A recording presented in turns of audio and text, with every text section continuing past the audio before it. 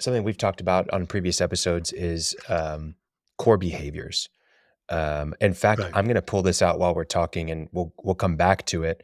But if you're just having core values like have a good attitude, or you have to make it real. Like, what are the exact behaviors that you want to see? And when you have that, it makes it so much easier to say, "Hey, were you living by this? Did you do this week? Did you do any of these things this week? You're not a good Yes. fit. We've got to let you go." Those are those Or are you more can tell so it, you can give them corrective action you can give them and then corrective let them action. go. And you've done everything to assuage your guilt. You've been fair. It's as objective as it can be, and Yeah. let But them I go. mean, I'll even say I want to while I'm we'll go back to that point in a minute when I pull up the core behaviors, but we've we've talked about partners in a recent episode. I think it's the same thing with an employee. You should know right from the beginning if they're going to be a good fit or not. And deep down you actually know, because we're talking about people that you would want to do business with. We're talking about people that you would want to spend time with.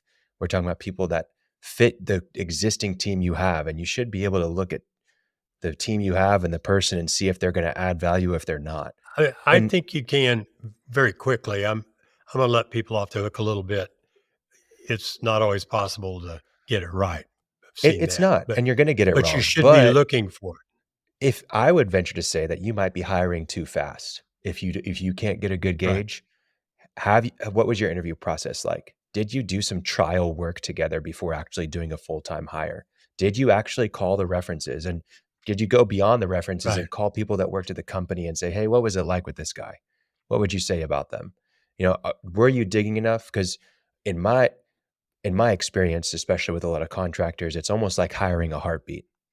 And if they kind of fit the bill, they look the part, okay, come on and we'll bring you on hourly and see how it goes. And I see that way too often rather than, hey, let's actually go through a thorough interview process. Let's even let some of our team members interview them and Right. see what the team members' thoughts are. I think if you're going through a robust hiring process, then you should be able to pinpoint some of those things. And if you didn't, that's okay. But you're going to have a much higher success rate Right. with your No, hiring. that's my point. Sometimes they get by you, but everything you talked about greatly improves your odds. And Yeah. we're kind of repeating what I don't remember who first said it, but you hire for skill and you fire for attitude, right? In other Right. words, you bring somebody on because they can drive that skid steer or dozer, machine operator, whatever. You wind up firing them because they're causing trouble at work or they came home drunk Mhm. or came on job drunk, which is part of attitude. And and that's almost universally. You can test for skills, harder to test for attitude, but the things you just mentioned are all very much worthwhile doing. Yeah. So I want to read some of these core behaviors. This is for a client that we have for their salespeople specifically. But I'm just going to read through some of these. And if you have these for your company and you've had your employees sign it, you have them listed throughout the office, you send it out regularly. Hey, just a reminder. And then going even further than that, celebrating times when people did this and acknowledging these behaviors is very important. And when they didn't do it, acknowledging it will really reinforce these behaviors. But let's read through some of these. We are available to the team, subcontractors, suppliers, and clients from 9 a.m. to 6 p.m. We're available. Um, we are responsive via calls, text messages, and emails. We never delay communication, even if there is bad news. We are active and involved on GroupMe or Slack, whatever it is. We share our wins, ask questions, offer support, and join team conversations daily. Hey, John, you haven't sent a message in the company GroupMe in 3 months. Mhm. Not really be following our values, right? We wear company apparel, have our hair fixed, or wear a company hat and make sure that our clothes are clean each workday. We close at least 30,000 a month in sales each month. We are always striving to exceed our own personal sales goals. We are avid prospectors who are eager to help. We are always ready to knock doors, make cold calls, and ask for referrals.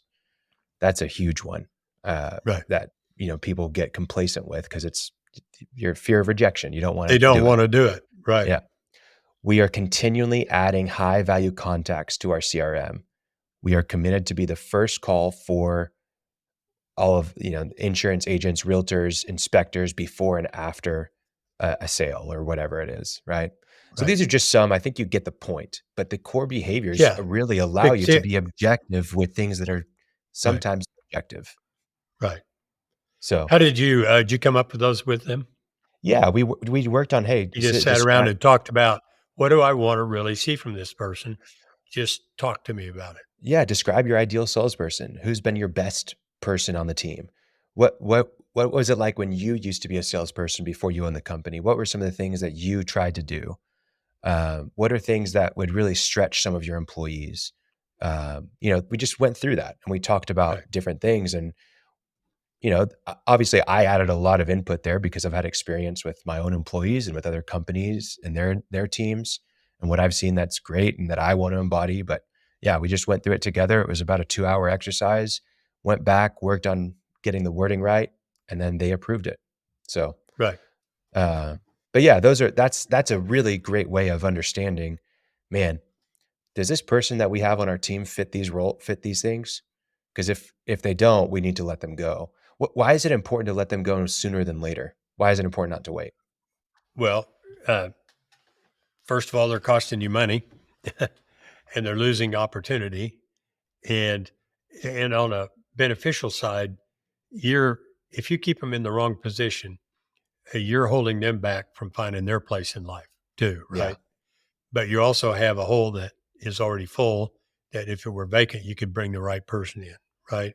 Mhm. So the obvious reasons of a contributor, an A player, somebody who is helping the company grow is much better to have than somebody who's occupying a desk, right? Yeah.